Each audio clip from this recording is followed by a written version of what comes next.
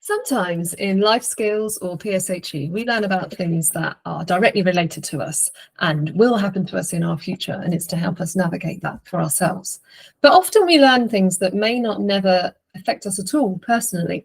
It might be something that never happens to us, but it might be something that happens to a friend, or it could be something that happens to somebody in our community, or it's just something that's out there in the world. And so it's up to us to kind of learn about it and learn what it is, and perhaps even think about how it could be prevented in the future. And today we're going to cover such a subject as this.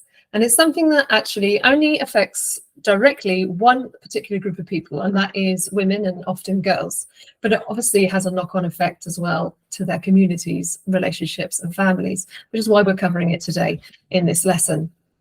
The thing we're going to learn about today has many kind of myths around it, and even though it is categorically against the law in the United Kingdom, and when done to someone under the age of 16 counts as child abuse, and there are punishments that are given for this, it still happens to many girls around the world, and even girls from the United Kingdom are still at risk of it happening to them. But there are myths that still continue as to why it is a practice that happens. And so a big part of today's lesson is going to be thinking about some of these myths and also understanding what the law is. Sometimes this practice is called circumcision. You might hear it sometimes be called female circumcision. Now, the reason why I would not give it this name and why it's got the name of female genital mutilation is that it's not really the same as what male circumcision is. What you might know about male circumcision is that sometimes it's done for medical reasons, sometimes it is done for religious reasons. So most Jewish boys, most Muslim boys, lots of Christian boys may be circumcised, as well as those who are not religious at all, but it's done for medical purposes. So circumcision for men can sometimes have these health benefits.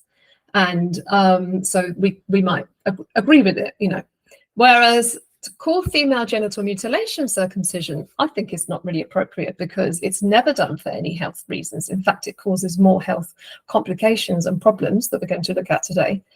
And also, it's not mandated in any religious book. In fact, religious teachings are against harming yourself or cutting yourself in a way that's going to cause harm.